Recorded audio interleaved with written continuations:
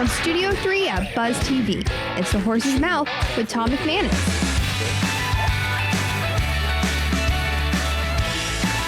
All right, it's Biz Champions time here on The Horse's Mouth, brought to you by our good friends at All Dry Services of Southeast Jacksonville. My good man, Major Harding, is here. Of course, we're at Tommy Mac's. We're at the bar, which we always are, and everybody's welcome to have a seat. We're going to talk a little safety in protecting your motorized bicycles and whatever, mopeds, whatever you want to call them. And we've got a guy here that's created something pretty cool. His name's Charlie Hammerslough from Resilient Accessories LLC. Charlie, how are you, my friend? I'm good. Welcome to the show. Hey, Tom. How are you, Major? I'm good. Good to see you. All right, so talk about Scoop Boot. Hey, how did you come up with the idea? Let's start with that. You know, we always start when we design our products from, and I've got a couple patents actually already. Okay. For stuff with people's needs. And so the need here that I think is pretty universal is people want to protect their property. They don't want to have that moment of, oh my God, I've been ripped off when you come back and your bike is gone or your, your property has been damaged. So we started from that, and I started thinking about it, and I realized that there's an opportunity to protect electric scooters, which is kind of really my thing, but also electric bikes, which are becoming increasingly popular. Yep. Especially, frankly, in Florida, where you get older people who want to stay mobile, stay active in their lives, but they need that little boost. Sure. So I invented this thing. It's a size-down parking boot. It's the kind that the police have been using for almost 100 years. There's quite a history of these things. And I put a combination lock on it. This is a prototype that's made of plastic. Yeah, sure. And it locks on nice and tight. Okay. Grabs onto the back. It prevents anybody from rolling away with your ride. And in addition, it has a novel element, which is a motion-sensitive alarm in here. Okay. That you activate with a fob. And I didn't bring one today because it's a piercing. So someone's trying to take Somebody's that trying off. to mess with it. Yeah. Okay, they got to touch it or. So the thing about security is that there is no thief-proof lock. That somebody with an angle grinder, they can come in. It takes about 11 seconds to cut through a piece of steel. Right. This is going to be made of hardened steel, but so one of the things that we know is that you can't avoid the vibration. Right, so it's going to activate. And hopefully somebody doesn't want to go to jail or go back to jail, and so they'll run off if they start messing with your ride. Right, yeah, the alarm should set them. That's right. So it's a supplementary system. It's actually something new. Yep. I get two reactions. I got to say when people. Yep. What's given? What are they? What are the reactions? The reaction is, I'm surprised nobody's invented that before. Okay. That's number one, which I love because I got patent application and I hope that gets approved. Yeah. And then the other one is I need 10 of these. I got 10 friends who could use this like yesterday. Right. So I'm actually headed to Europe on Sunday to meet with investors, meet with potential clients. Okay. There's a big market in Europe. It's a big worldwide market. Yep.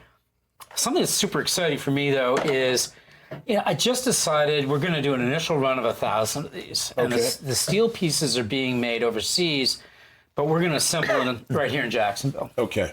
That's the way I can assure the quality. Okay, so I got a question or two. Sure. One, where do you put it on your bike when you're not using it? Like, where does it store? Great question, and we just designed it. Just got the prototypes yesterday for a holder that kind of hooks in underneath this, attaches to your bike. There's two ways. Back seat or wherever you put it. Well, it actually uses there's a standard for bikes of these bosses. They're actually a place where you can put a bolt for your for your drink, right? It's for the drink cage.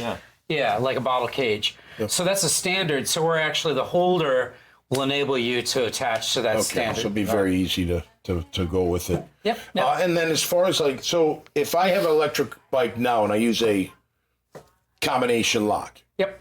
What do you, someone's just snapping it? Like, is it that so it's easy? It's a supplementary system, right? If somebody doesn't mind this, 110 decibel alarm, they could carry away your bike, and then take it to the garage and cut that but thing everyone off will later. hear and you gotta drop and run. It's just not that I know from experience, but it's just supposed to slow people down. Yeah. Good. What we're doing, honestly, the first line of defense is it's just a very distinctive shape. Yeah, right? for sure. You know, it looks like a castle. It's kind of nasty looking, I hope. Yeah. We're going to be making them in bright yellow. This is just as I said, a prototype. Yeah. But I like it. we want people to look at this thing and say, I don't want to mess with that. Right. I'm going to pass it over and go to the next thing. Our intention is actually, because we really believe in the product, to have a loss protection plan. Okay. So we'll reimburse you up to $1,000 if your bike gets stolen while this is guarantee, a little bit of a guarantee. Okay. What's the retail price on it? Well, we're gonna bring it out at $129.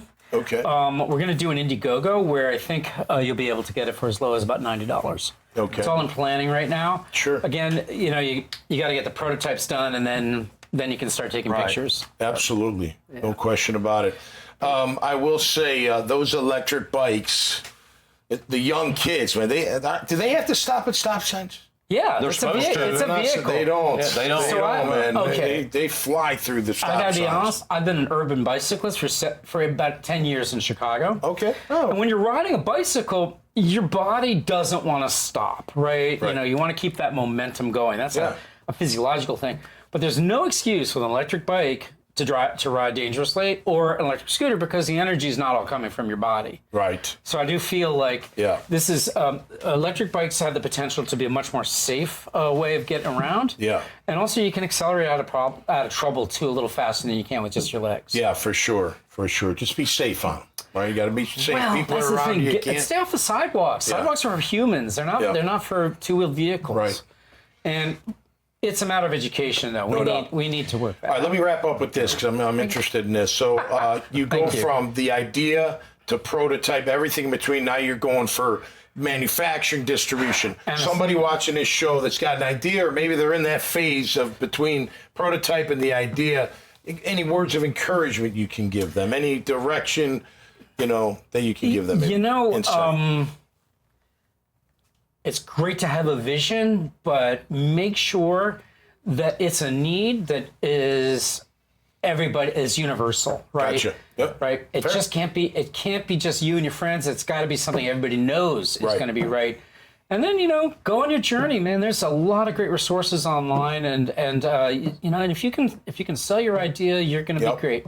Cool, Charlie. Thanks so much for being here. I really appreciate it, Major. Always a pleasure, man. Make sure you check out Charlie's profile, this conversation, and so many others. Just go to the dailynewsnetwork.com website and see it all there. Until next time, y'all stay safe and y'all be cool out there, and we'll see you right here on The Horse's Mouth.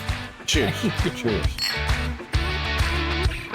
My name is Todd Marshall, and I own All Dry Services of Southeast Jacksonville. We serve all of Northeast Florida. Every day our business is doing the more mundane, but yet sometimes catastrophic issues. These can be plumbing leaks, they can be sewage backups. A bathtub overflows, somebody leaves the sink running. So we have a 24/7 response. If you call us, you're going to get a live person, and you try to get out there as quick as possible so that we can minimize the damage.